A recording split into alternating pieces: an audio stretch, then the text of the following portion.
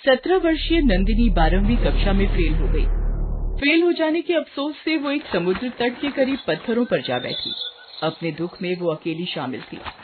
समुद्र की उठ रही लहरों को देखते हुए वो खिसिया रही थी, ये सोचकर कि जो उत्साह समुद्र की जोश मार रही लहरों में है, वही उसके अंदर से क्यों खत्म हो गया। नंदिनी इसी खिसियाहट का शिकार रहकर करीब पड़े छोटे छोटे पत्थर उठाकर समुद्र में फेंकने लगी।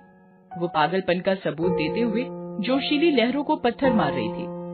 एक ही जगह से पत्थर उठाकर समुद्र में फेंकते हुए उसने एक जगह पर गहरा गड्ढा कर डाला।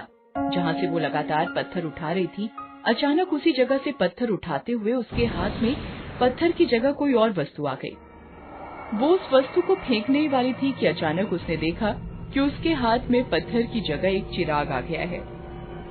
चिराग धातु का बना था। उसकी बनावट इस बात का प्रतीक थी कि वो बहुत पुराने समय में जलने वाला चिराग है।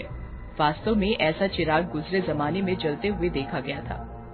वो चिराग नंदिनी को बहुत अच्छा लगा। वो उसके साथ खेलने में गुम हो गई। इतना ही नहीं, वो अपना सारा दुख भूलकर चिराग अपने घर ले आई। उसने शीशे की अलमारी में वो चिराग सजा दिया। उसी समय अलमारी का शीशा बंद करते हुए शीशा उसकी उंगली में लग गया। परिणाम स्वरूप उंगली से खून बहने लगा।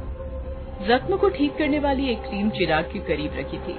नंदिनी ने हाथ बढ़ाकर जैसे ही क्रीम उठानी चाहिए, तभी उसकी उंगली से बहते हुए खून की एक बूंद चिराग पर गिर गई, जिसे वो समुद्र के किनारे से उठाकर लाई थी। बूंद के चिराग पर गिरते ही चिराग से गाढ़ा धुआं उठने लगा। ये देखकर नंदिनी डर गई। वो पीछे हट गई।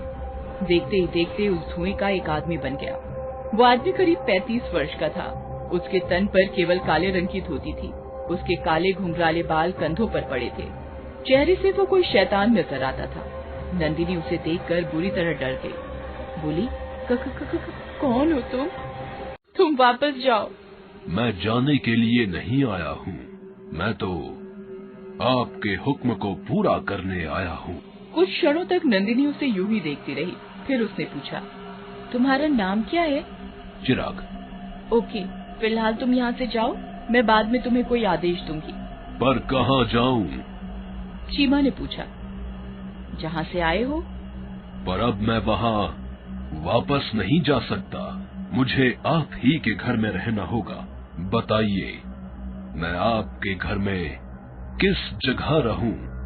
आओ मेरे साथ। नंदिनी उसे अपने साथ एक खाली कमरे में ले गई और उसने उसे वो कमरा दे दिया।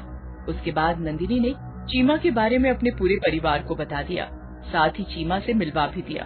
उसके परिवार में उसके माँ बाप, एक बड़ी बहन और एक छोटा भाई था। चीमा से मिलकर नंदिनी के परिवार को हैरत अवश्य हुई, परंतु उन्हें इस बात की खुशी थी कि चीमा एक ऐसा अद्भुत व्यक्ति है जो उनके हर असंभव कार्य को पूरा कर सकता है।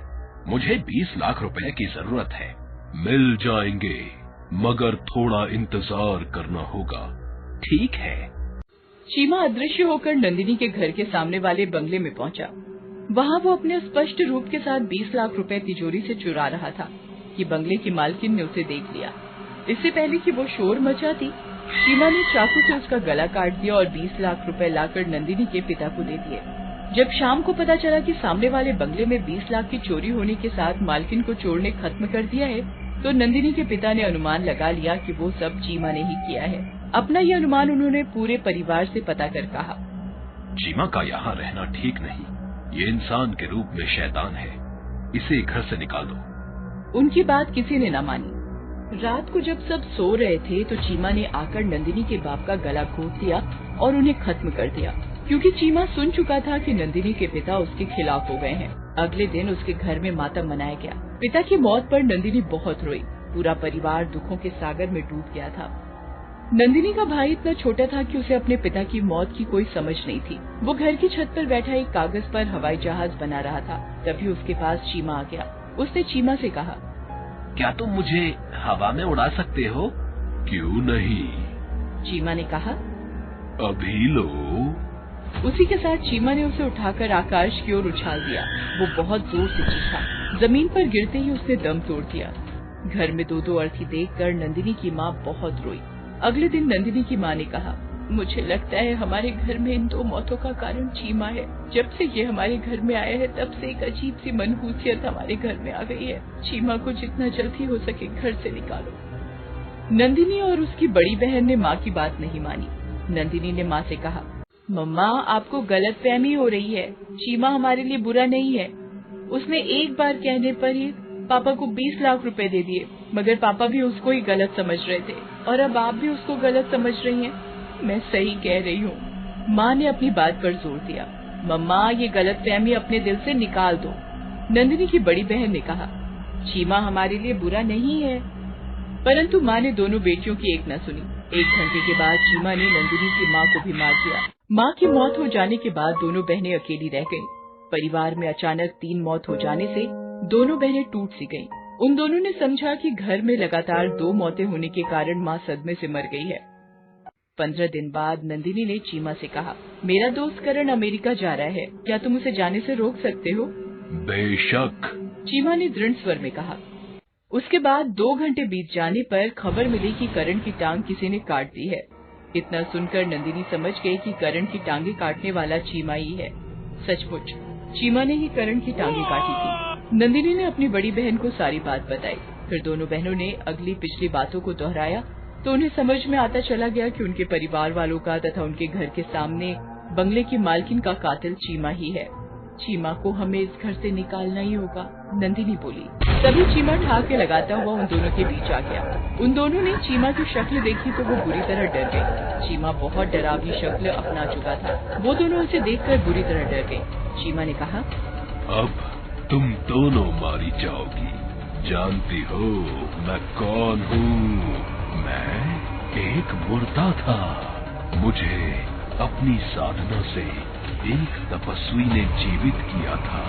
जब जीवित होकर मैं हर वो काम करने लगा जिससे तपस्वी को बुरा लगने लगा तो उसने मुझे एक चिराग में कैद कर दिया। साथ ही कहा, तो इस चिराग में तब तक कैद रहेगा जब तक कि इस चिराग को खून नहीं मिलेगा। फिर उसने चिराग समुद्र किनारे पत्थरों में दफन कर दिया था। उस चिराग को तुम ले आई और तुम्हारी उंगली से बहते खून की बूंद चिराग पर टपक गई। बस फिर क्या था, मैं कैद से आजाद हो गया। अब मैं कभी कैद नहीं हो सकता। बोलो, मरने से पहले तुम्हारी आखिरी इच्छा क्या है? जल्दी से नंदिनी की बड़ी बहन ने कहा, जो 16 दिन पहले था आज हो जाए।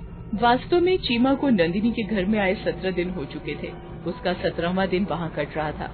बहन के कहते ही चीमा ने वक्त को 16 दिन पीछे घटाते हुए वहीं से शुरू कर दिया जहाँ से नंदिनी उस चिराग को अलमारी में लगा रही थी जिसमें चीमा कैद था। सब कुछ उसी समय का दृश्य था।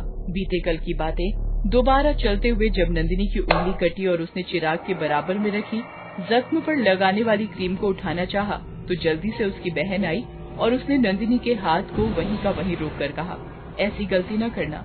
तुम्हारी उंगली से बहता खून अगर चिराग पर टपक गया तो चीमा आजाद हो जाएगा और इस दुनिया में कोहराम मचा देगा। चीमा वापस चिराग में कैद हो चुका था। शीघ्रता से दोनों बहनों ने चिराग को एक दरिया में फेंक दिया। फन लर्न टून को सब्सक्राइब करें।